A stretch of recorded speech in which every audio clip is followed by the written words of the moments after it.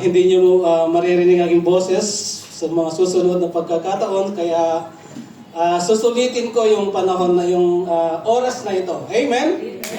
Huwag kayong mag-alala sapagkat diretso tayo sa ating mensahe. And I believe na meron pong mensahe ang Panginoon sa buhay ng bawat sa atin sa gabing ito. Amen? So can we just all stand po? Hallelujah. Palakpakan po natin ang ating Diyos sa buhay ng ating music team. Amen. Hallelujah sa kanilang buhay at sa kanilang pagpapagal. Nakita ko po yung kanilang pagpapagal. And I thank God sa kanilang mga buhay. Nakita po natin kung paano po sila mag-grow. Amen. And I've seen how Brother Nathan also being elevated. I mean, yung anointing ng Lord ay nakikita po sa kanyang buhay, maging sa entire team. Purihin po ang Panginoon. Our text for tonight is found in Jeremiah chapter 33 verse 3. Amen. Ang title po ng message natin sa gabi ito says there God's invitation to miracles. Sino po dito ang nais na ma-experience yung blessings, yung miracles ng Panginoon? Amen. Amen. Hallelujah. Jeremiah chapter 33 verse 3. Amen. So basahin po natin ng sabay-sabay. Let's read it all together. Amen.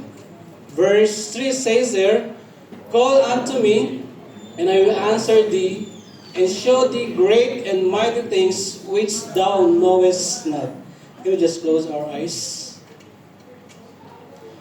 Father God in heaven, Lord, we bless you, we honor you, O God. You are great, O God. You are worthy to be lifted up, O Lord. Holy Spirit, we exalt you, Jesus. Lord, we surrender to you this night, O God. Hallelujah. It's our prayer, O God, Lord, that you will speak to us tonight, O God, like never before, O God. Open our spiritual understanding, O God, Lord, in the name of Jesus. Decrease your servant that you alone, O God, will be exalted in our midst tonight, O God, in the name of Jesus. We pray for the power of the Holy Spirit to rest upon your Son this evening, O Lord. Saturate this place, O God, with your mighty presence, O Lord. That we will go out in this place, O God, Lord, full of thy blessings, O God, in the name of Jesus. Prepare our hearts, even as we receive your word, O God, in Jesus' name. We thank you, Lord. We bless you. In Jesus' name we pray. Amen and amen. So please be seated. Hallelujah. Amen. Hallelujah. So our text for tonight, as says there, in Jeremiah 33 verse 3, "Call unto me, and I will answer thee, and show thee great and mighty things which thou knowest not." So Jeremiah lived in a tough times. Amen. I don't know whatever is your situation right now. Jeremiah is a prophet. His people is being taken captives. When he delivered the message, he was being rejected. And you might be sharing the word of God, and yet you are being rejected. The worst thing that happened to Jeremiah is that he was being imprisoned. Sino po dito yung naranasan ng makulong? Recently po, I went to Capital Jail in Abu Dhabi to sunduin ang isang nakulong ng ilang araw. And really, the feeling is very difficult. Now, Jeremiah is God's servant who is in need of a good word. Sino po dito ang in need of good word? Amen? That's why God is inviting Jeremiah to a life of miracles. And tonight, God is inviting you and I to a life of miracles. Sino po dito yung nagde-desire ng miracles? Amen. Sino dito yung gusto mo ng pagpapala sa buhay mo? Amen. Amen. Ayaw po natin lagi na yung puro hirap. Siyempre yung nararanasan natin. Bilang anak ng Diyos, gusto natin ay maranasan natin yung pagpapala ng Panginoon. Amen? That's why, for us to experience the miracles of the Lord, for us to experience His blessings, there is one thing that we need, brothers and sisters. And that is found in Jeremiah chapter 33, verse 3. We need prayer. Amen? We need prayer. And in this one single verse, there is 3 pieces of prayer na papag-aralan po natin. Ang sabi niya po doon, call unto me. And that is a privilege. Amen? First P of prayer, the privilege of prayer. The Lord says, call unto me, sabi niya doon. That means that was an invitation. Sino po dito yung nakatanggap recently ng invitation? Amen? Amen? Hindi nyo natanggap yung invitation sa GC? Hallelujah. The Lord says, call unto me, and that is an invitation. It's a privilege that has been given to you and I.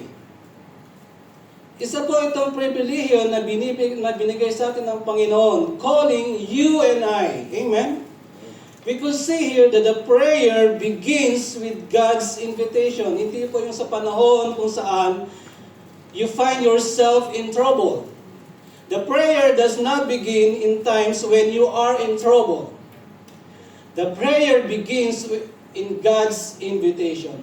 What does the Lord says to Jeremiah? Says here, call unto me, Jeremiah. Call unto me, Mike. Consider Jeremiah's prayer in 33 verse 1. Ano po sabi doon? Moreover, the word of the Lord came to Jeremiah a second time while he was still shut up in the court of the prison, saying, sabi niya doon, while he was shut up in the court of the prison.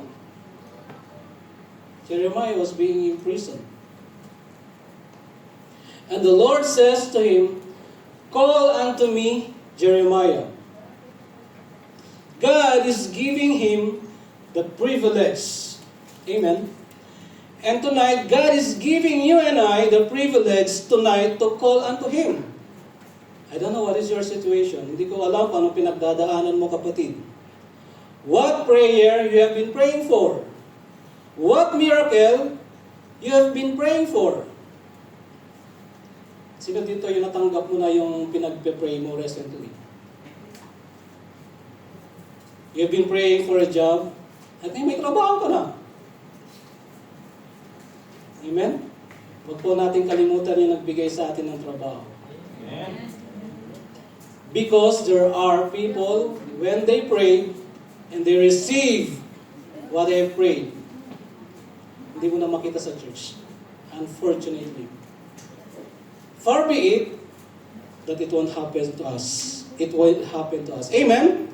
So tonight, God is inviting you to call upon Him. Amen?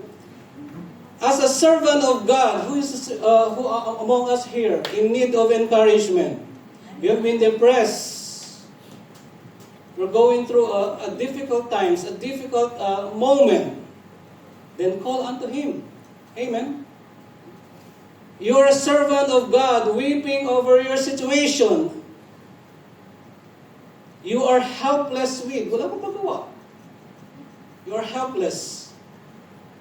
And at times, we find ourselves in that situation. Yung as in, wala ka talagang magawa. But there's one thing that you can do. Amen? Prayer. When you can do anything, the only thing that you can do is to pray. Do not undermine the power of prayer. Amen? Sabi ko po dun sa kakilala ko, kasi they are in need. I said, pasensya na wala talagang kasi ang daming ganito. But one thing I pray, I said, Lord, whatever is their needs, it's my prayer that is you gonna provide. Ilalabas namin, Lord, yung tao bukas. At yun, nailabas nga. Amen. Sometimes we find ourselves in helpless situations. That's why sabi ng Lord kay Jeremiah, "Call unto me, Jeremiah. Are you a child of God going through a tough time?" Maybe you're going through a tough time right now. Hindi kayo nagkakaintindihan ng asawa mo. Call upon the Lord. You are in need of finances. Call upon the Lord. In the Bible, there are many invitations to pray, which is being given to each and every one of us. And that is a privilege, brothers and sisters. Amen. Ano po yung mga na yun? Yung mga prayers in the Bible. Isaiah 55 verse 6 and 7. Ano po ang sabi dun? You have your Bible with you, please open it. Isaiah 55 verse 6 and 7. Ang sabi niya dun, "Seek the Lord while He may be found. Call ye upon Him while He is near. Let the wicked forsake his way, and the unrighteous man his thoughts. And let him return unto the Lord, and He will have mercy upon him, and to our God, for He will abundantly pardon." Ang sabi niya po dun, it's a prayer. Seek the Lord. When was the last time you have sought the Lord? When was the last time you have seek the Lord? You might find yourself being sidetracked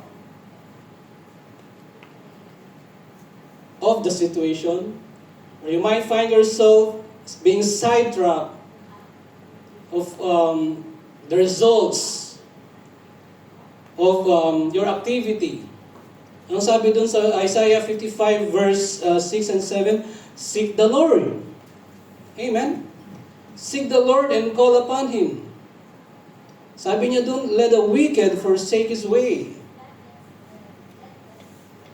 Matthew chapter 7 verse 7 tells us, amen, to us.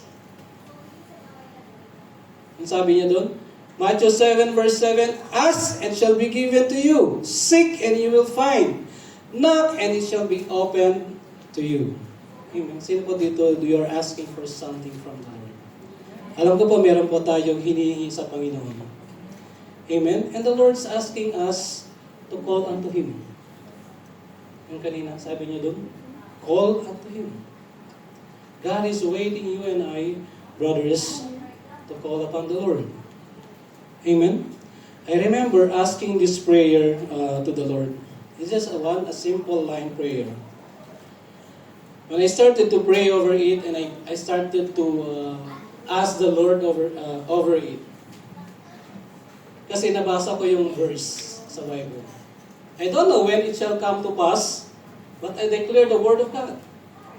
Anong sabi ng Lord? I remember this prayer, and I try to repeat it. Because it resonates the deepest desire of my heart while serving Him. When I saw those couples, I said, Lord, kailan ako magiging doble katulad nila? Lord, I pray for a wife that comes from you. And I reminded the Lord of His promise when He said His word. Proverbs 18 verse 22, anong sabi ng Lord dun? He who finds a wife finds a good thing and obtains favor from the Lord. Sabi niya dun, he who finds a wife. When you find a wife, you find two things. What is that? Yung mga married na dito. Ano yung dalawang bagay na natagpuan mo kapag ikaw ay may wife na? One, good thing. Second, you obtains favor. Aren't you grateful? Sino dito yung ano? Aren't you grateful for these two things? Yung mga kalalakihan po natin. Where are you? Amen? Walang nag-amen ah. Hindi na ba good thing si wife? Amen? When you find a wife, he obtains one good thing. And he obtains favor. Why? because it comes from the Lord. Somewhere I forget the verse. A man cannot receive anything unless it is given from him from above. Kaya yung wife mo, kaloob yan ng Diyos. Yung husband mo, kaloob yan ng Diyos. Huwag mong palitan. Amen? Huwag mong palitan. And sometimes we do ask, ang sabi dun sa James 4 verse 2, you have not because you ask not. Kasi minsan nagpe-presyon tayo na, Lord, alam mo naman yung needs ko eh. Tulad ng bata, let's say Simon. Brother Alvin knows his son's need. But, of course, gusto ni Bro Alvin na banggitin ang kanyang anak, ang kanyang kailangan. James 4 verse 2, you have not because you ask not. Yung mga singles natin dyan, amen? Alam ko yung hinihingi nila kay Lord.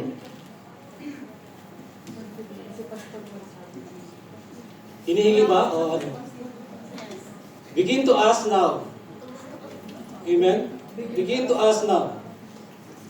Yung prayer na Proverbs 18 verse 22, he who finds a wife, o sige, lagyan natin dun, he who finds a husband, you obtain favor and good thing from the Lord. It's a blessing. Amen? Ask. Sabi niyo dun, it's a privilege of prayer. Hebrews 4 verse 16, ito po, at times when we pray, we are being like pessimistic. Or there is a shadow of doubt.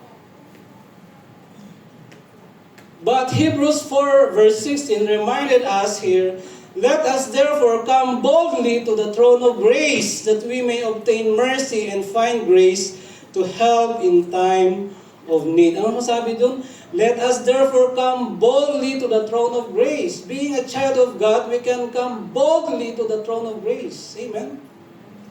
Pero minsan kasi when we utter our prayer, there is a shadow of doubt. Nagsishake yung faith natin.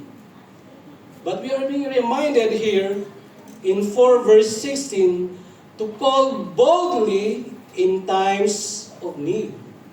Amen? Hallelujah. And this is a reminder for us, amen, just as the Lord is calling Jeremiah to call unto Him, God is inviting you tonight to call upon the Lord.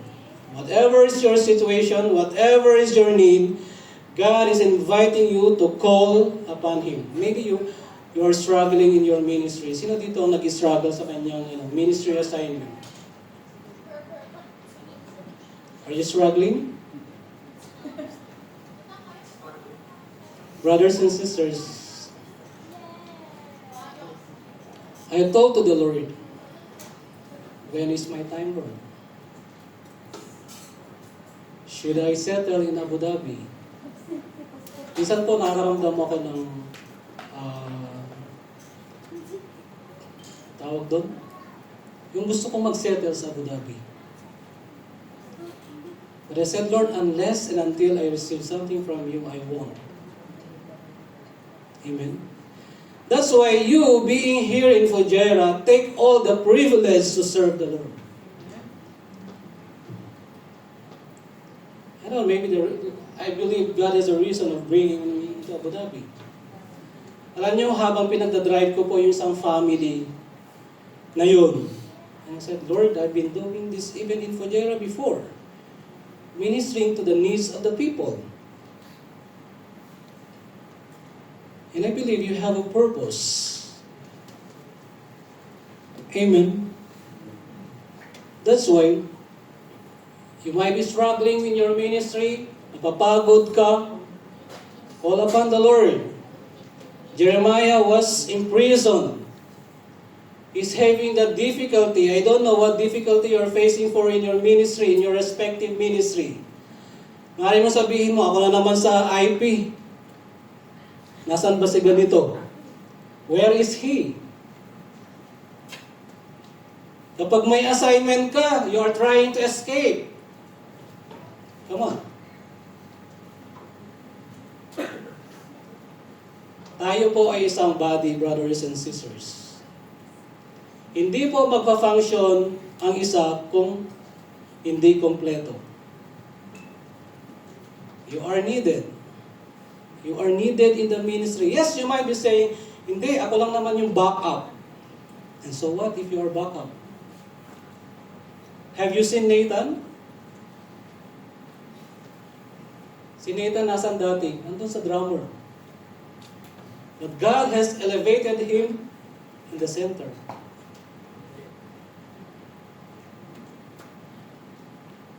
Because I believe na may purpose po ang Lord sa buhay ng bawat isa. Amen? There is a purpose in your life. There is a divine calling in your life, child of God. Amen? So whatever you're going through right now, let's be encouraged to call upon the Lord. Amen? Hallelujah. Now, in this passage, sabi niya doon, in verse 3, call to me and I will answer you. When God is giving us the privilege, God is giving us also the promise. Amen? When God is giving us the privilege, God is giving us a promise. Ano po yung promise ng Lord? Says there, I will answer thee. Amen? And that is the promise of the Lord. Yan po yung pangako ng Panginoon. Because God is not a man that He should lie. Amen? This is a resounding, wonderful promise from the living God who hears when we pray. Ang Diyos po natin mga kapatid, hindi po siya yung nakalagay dun sa gilid. May tenga, pero hindi nakakarinig. May mata, pero hindi nakakakita. Ang Diyos natin ay isang buhay na Diyos. Amen? Amen? Our God is a living God. Amen? Who hears a prayer. 2 Corinthians chapter 1 verse 20, ano pong sabi niya doon? For all the promises of God in Him, in Christ, are yes, and in Christ, amen to the glory of God through us.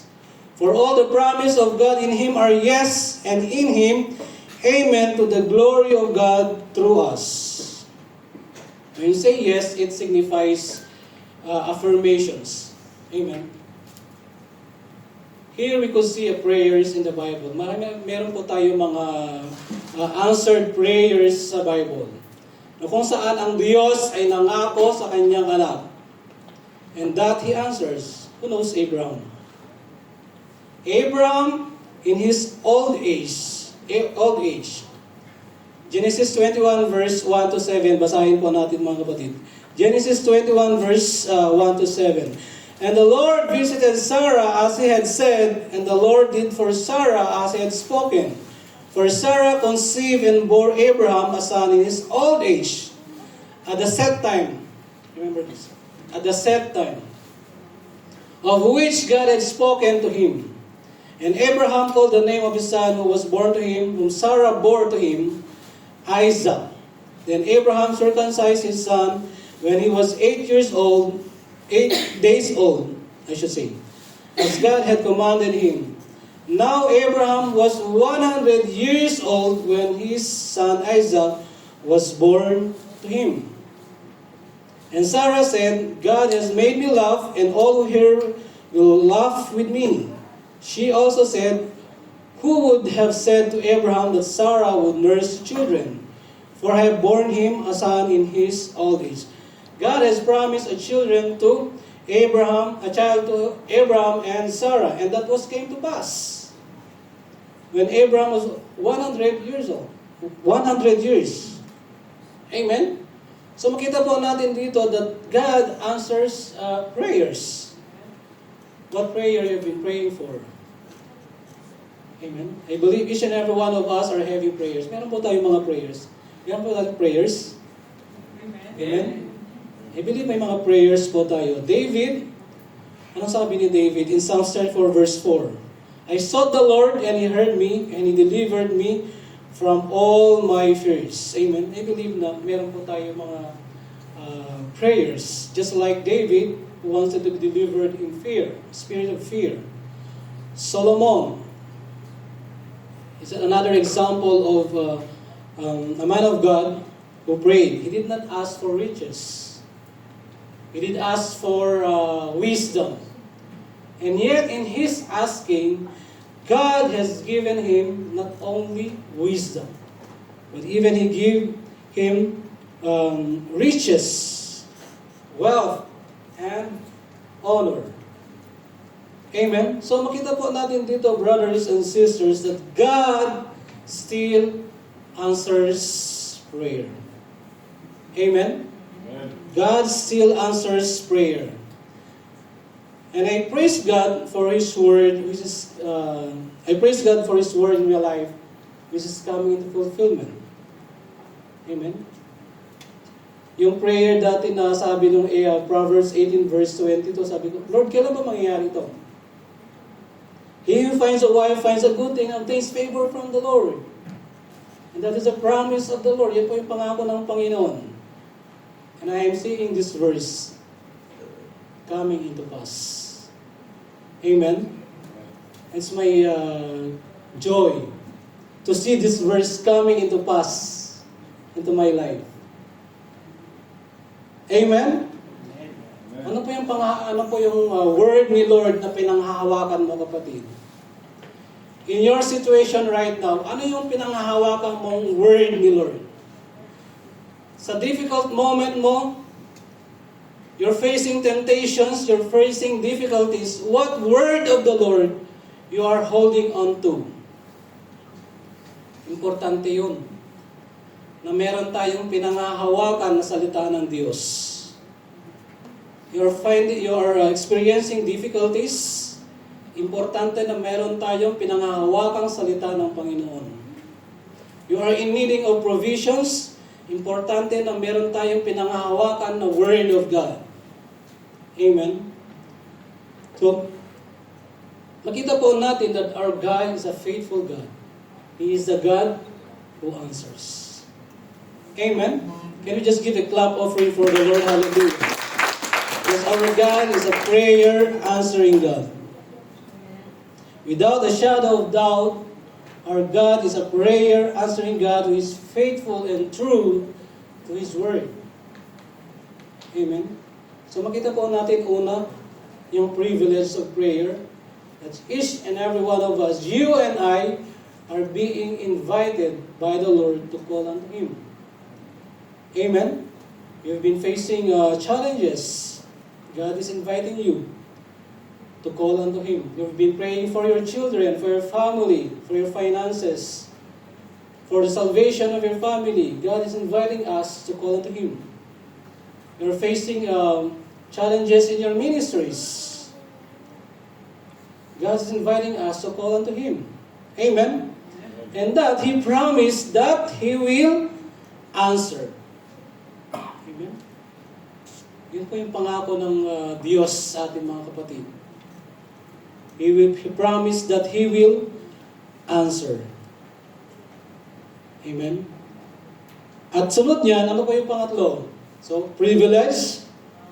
We have the privilege, we have the promise of prayer, and we have the power of prayer. Amen. Ano sabi niya doon?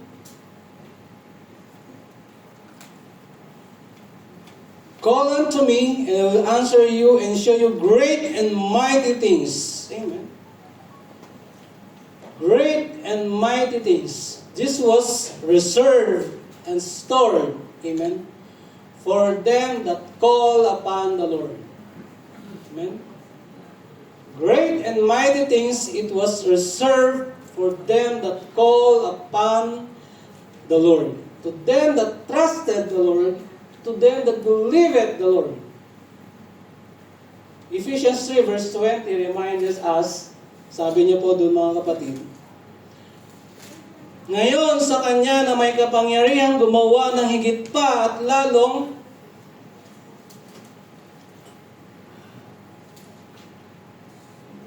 Amen? May ano dun sa translation ko. Sorry po. Basahin ko na lang sa English. Now to Him who is able to do exceedingly, abundantly, above all that we ask or think, according to the power that works in us. Ang pangako po ng Panginoon sa atin, He will gonna do great and mighty things. Why? Because He is a God who is able. Sabihin mo sa katabi mong kapatid, our God is able. Amen. Our God is able, who is able to do exceedingly abundantly. Amen. Sabi niya doon, exceedingly abundantly. Amen. Hallelujah. This is our God. Amen. So we can ask, amen. Above all, we ask or think, He is the God who is able. He is the God who is able to move mountains. Matthew 17 verse 20, ano pong sabi niya doon? Sinabi niya sa kanila, maliit kasi ang inyong pananampalataya. Sapagkat tinitiyak ko sa inyo, kung mayroon kayong pananampalataya na kasinlaki ng binhi ng mustasa, sasabihin ninyo sa bundok na ito, lumipat ka roon mula rito at ito'y lilipat. Walang anuman na hindi inyo kayang gawin. Amen. Prayer can move mountains. Amen. You might have that kind of mountains. What kind of mountains you have in your life right now? What mountains do you have right now? God is inviting you to call upon Him. Amen. He promised to answer you, brothers and sisters. There is no limit. Amen. There is no limit on our asking. And sometimes when we ask, we put a wall of in our asking. We put a shadow of unbelief. Tutugon kaya ang Panginoon? Let's be reminded here in this particular passage in Matthew 17 verse 20. Amen. That when we have that faith as small as mustard seed. Amen. Let's be reminded that all things, amen, are possible with God. Amen. Walang imposible sa Panginoon. Brothers and sisters. Mark 9 verse 23, when it says there, sinabi sa kanya ni Jesus, kung magagawa mong sumampalataya, mangyayari ang lahat sa sino mang may pananampalataya. Jesus said to him, if you can believe, all things are possible to him who believes. How many of us believes in the Lord? Amen. And this is a promise of the Lord, brothers and sisters. God is inviting whatever is your prayer right now. Whatever miracles, blessings you have been asking for the Lord. Amen. God promises us, amen, He is a God who is faithful and true to His word. And has been given tonight, church. God is challenging us tonight to respond to His invitation. Amen. Alam ko na yan, Pastor.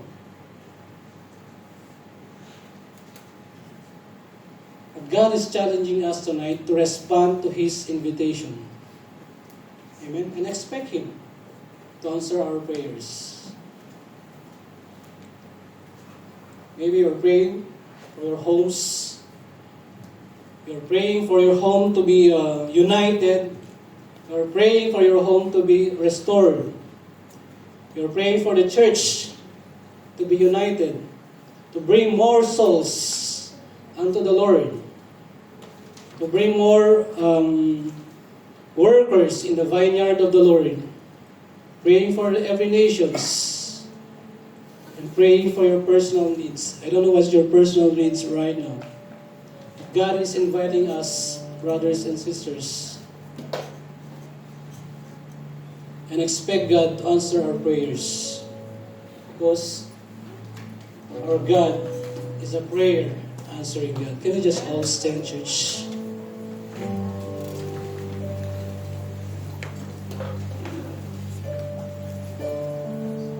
Hallelujah.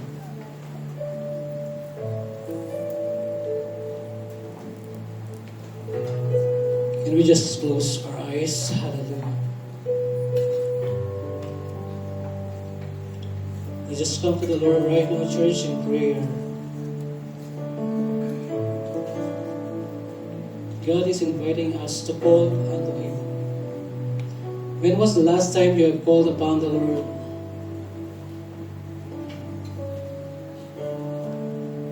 When was the last time you have called upon the Lord, trusting Him over your situations?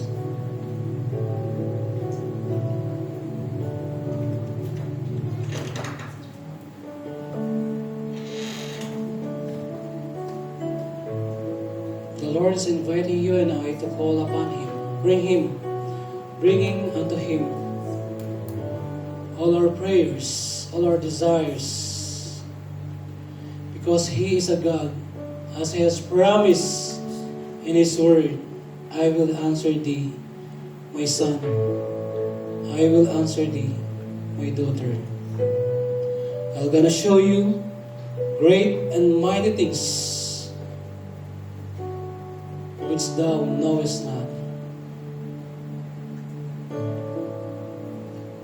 This is our God, a faithful God.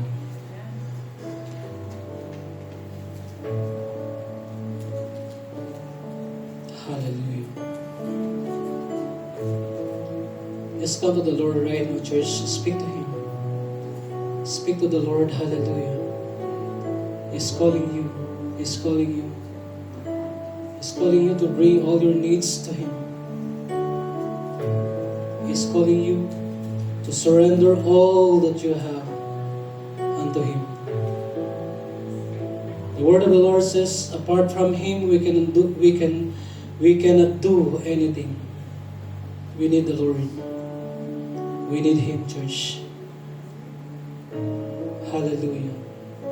He's a God who is faithful when we are faithless. Speak to the Lord right now, church. Bring unto Him all that your hearts cry right now. Maybe crying over the situation of your family. Call upon the Lord. He is there. He is there. He is waiting to answer you. Hallelujah. Hallelujah. Oh yes, Jesus. Oh, hallelujah. Thank you, Jesus. Oh yes, Jesus. Oh, we bless you.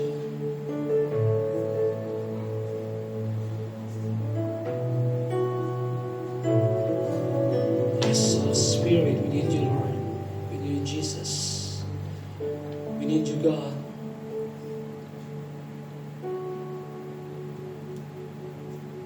Can we just lift our hands before the Lord right now, church? Hallelujah. Let's just surrender everything unto the Lord right now. Let's bring before Him all the cry of our hearts right now. He is the God who hears. He is the God who listens. He is the God who is faithful. He is the God who loves us.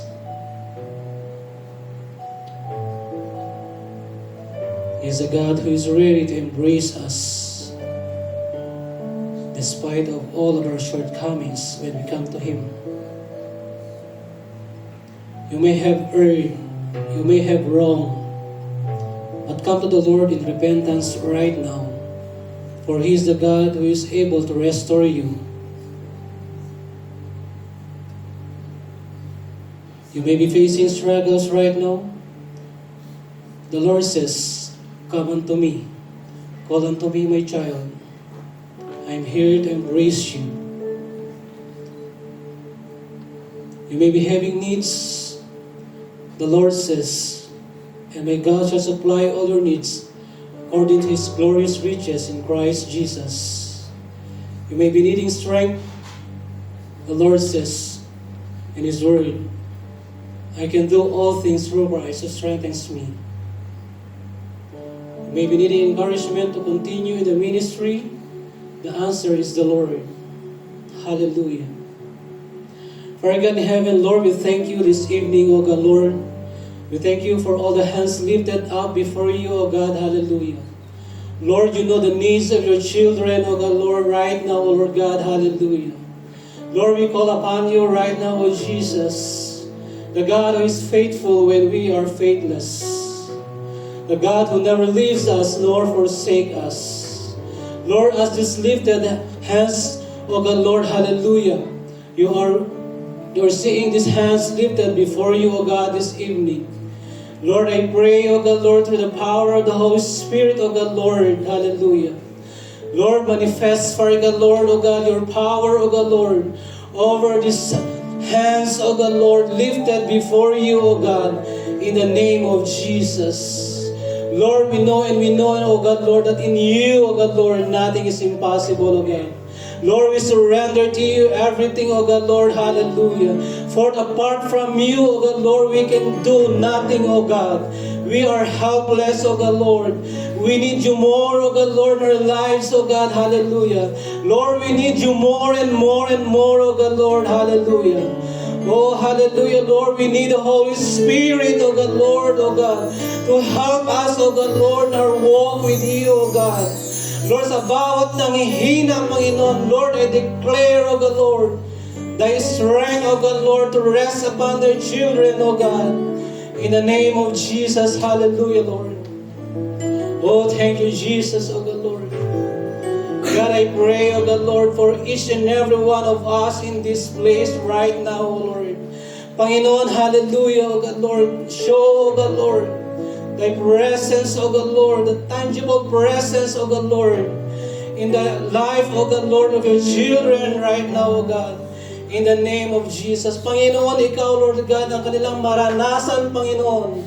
Hindi lamang, O Diyos, sa mga sandaling ito, Panginoon, Lord, O God, kundi, Panginoon, O God, Lord, O God, sa mga susunod pa mga araw, Panginoon. Hallelujah. Salamat, O God, Lord, sapagkat ikaw ay sapat na, O Diyos, O God, Lord, sa aming buhay, Panginoon. Lord, O God, hallelujah. We acknowledge, O God, Lord, apart from you, we can do nothing, O God, Lord. Kaya't, O God, Lord, sa gabing ito, Panginoon, Lord, marapatin mo, O God, Lord, ang aming mga puso, O Diyos. Kung may mga panalangin hindi nasasagot dahil sa mga kasalanan, O God, Lord, God, we repent of our sins, O God, Lord. Every sins of omission and sins of commission, O God, Lord. God, restore your people, O Lord God, hallelujah. Lord, restore your people, O Lord God, hallelujah, Jesus. Lord, hallelujah, sapagkat ang nais mo, O Diyos, O Lord God, hallelujah, ay maranasan, Panginoon, yung kabanalan mo, O Diyos, O God, Lord. Lord, we rebuke every lies of the enemy, O God, Lord, O God, in the lives of your children, Panginoon. Salamat, O God, Lord, hallelujah. Oh, hallelujah. Thank you, Lord. Thank you, Jesus. Lord, over these congregations, I speak blessings, O God, Lord, hallelujah. Unite this church, O God. Brings forth more souls, O Lord God, hallelujah. Brings forth, O God, Lord, more workers committed unto your kingdom, O God. Bring souls, O God, Lord, who is committed to give unto your ministry, O God, Lord. Sapagkat alam ko, O Diyos, O God, Lord, sino ba ang gagamitin mo, Panginoon, kundi, O Lord God, ang iyong mga anak, who is faithful with little things, O God, Lord, hallelujah. Lord, we lift up to you, for God, Lord, these little things, O God, Lord, that your children are bringing before thy throne, O God, Lord, hallelujah. Lord, I speak for blessings, O God, Lord, O God, sa bawat kaloob nito, O Diyos, sa iyong ubasan, Panginoon. Oh, hallelujah, Lord.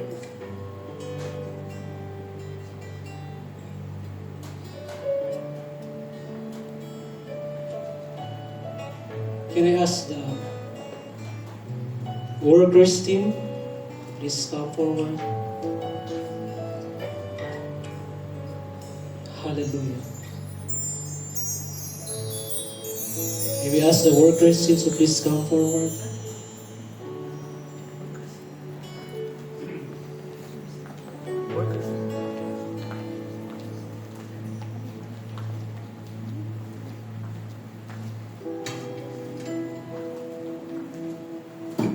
Hallelujah. Those who are in the instrument, please calm down for a while.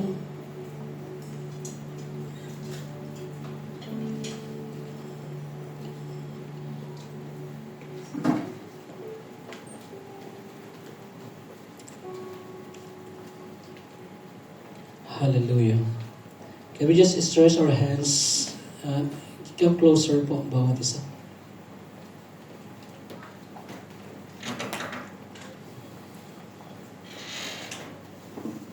The word of the Lord says, a man cannot receive anything unless it is given him from above. Hallelujah. Can we ask all the leaders to please stay at the back, please workers?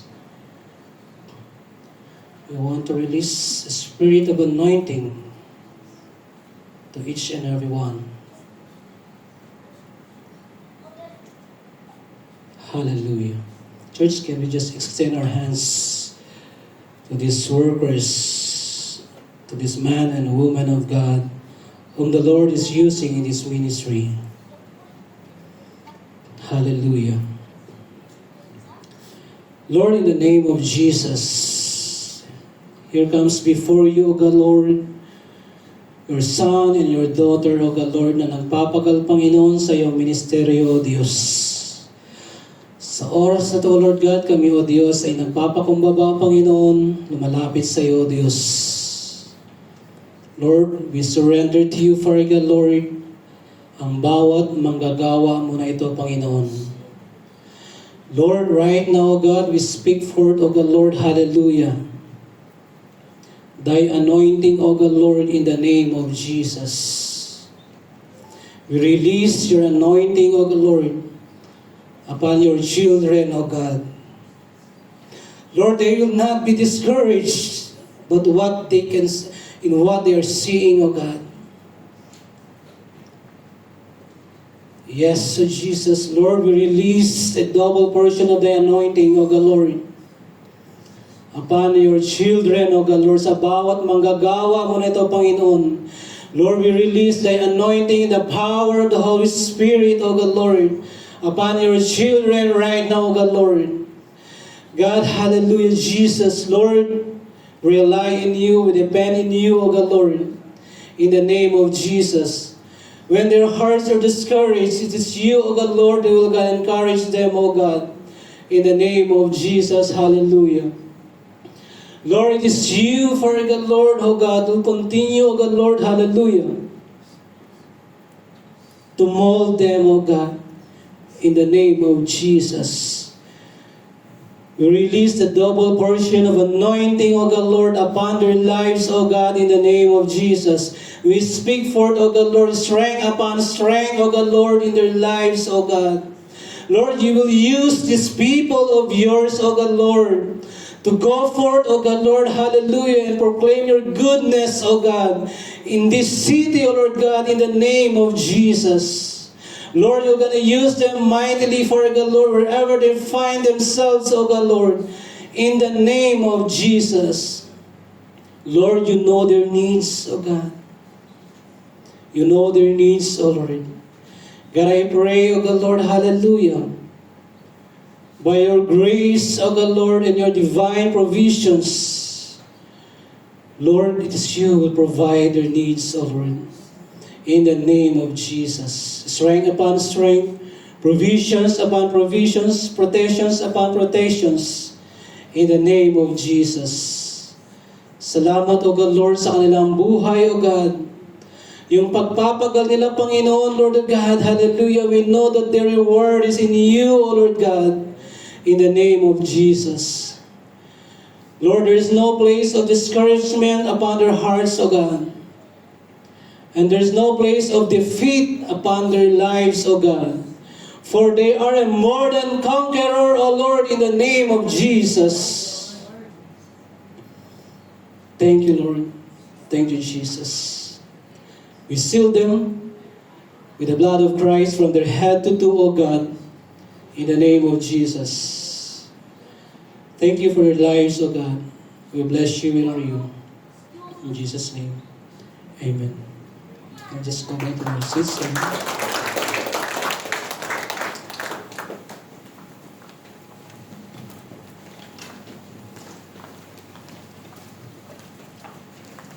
Can we just close our eyes? Let's continue to stand and let's pray. Let's continue to stand, please. Let's pray. Hallelujah. Dakilang Diyos, aming Ama, maraming salamat, Panginoon, Lord of God, sa gabing ito, Panginoon. Salamat, O God, Lord, sa iyong presensya, sa iyong pagkilos, Panginoon. Lord, we surrender to you ang bawat sa Panginoon, and even, O God, Lord, each and everyone in this place right now, Panginoon. Lord, katagpuin mo, O God, Lord, ang bawat sa Panginoon, Lord God, in the name of Jesus. Salamat, O God, Lord, sa buhay ng bawat isa. Purihin ka, dakilain ka, Panginoon. We bless you, we honor you. In Jesus' name we pray. Amen and amen and amen. Amen.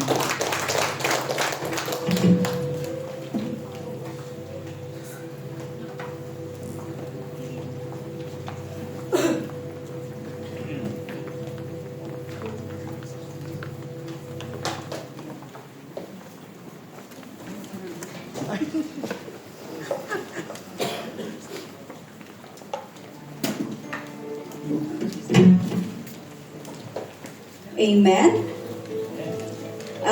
Thank you po, Pastor Serafin, sa message mo po ngayong gabi.